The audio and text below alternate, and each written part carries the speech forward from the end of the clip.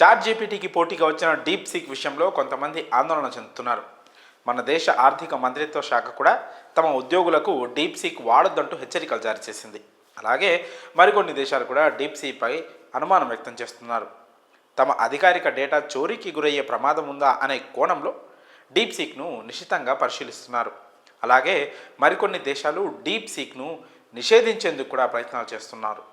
ఈ డీప్ సీక్ను చైనాకు చెందిన ఓ స్టార్టప్ తక్కువ ఖర్చుతో తయారు చేసి ఉచితంగా అందిస్తున్న విషయం తెలిసిందే. దీంతో ప్రపంచంలోని టాప్ టెక్ కంపెనీల స్టాక్స్ పతనమయ్యాయి. ఇంతటి సంచలనం రేపిన డీప్ సీక్ ఏఐ వాడకాన్ని పలు దేశాలు నిషేధించాయి.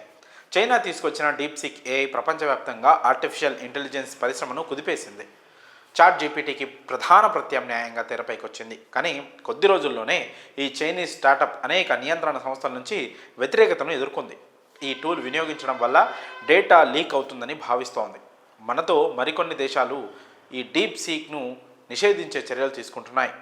దానిపై పూర్తి స్థాయిలో లేదా ప్రభుత్వ వినియోగ నిషేధం ఉన్న దేశాల వివరాలు ఇలా ఉన్నాయి. ప్రపంచంలోని డీప్ సీక్ ఏఐని నిషేధించిన మొదటి దేశం ఇటలీ. గత నెలలోనే ఈ మేరకు చర్యలు తీసుకుంది.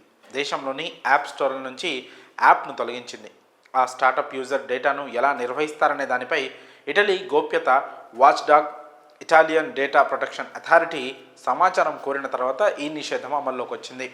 తైవాన్ తన ప్రైవేటు పౌరులను డీప్ సీక్ ఏఐ చాట్బాట్ను ఉపయోగించకుండా ఇంకా నిషేధం విధించలేదు. కానీ దాని నిబంధనలు చాలా కఠినంగా ఉన్నాయి. ఆ దేశ ప్రభుత్వ రంగ సంస్థల్లో మాత్రమే చైనీస్ ఏఐపై నిషేధం ఉంది. తైవాన్ చైనా మధ్య చాలా కాలంగా వివాదం కొనసాగుతోంది. తైవాన్ను తమ భూభాగమని చైనా వాదిస్తోంది.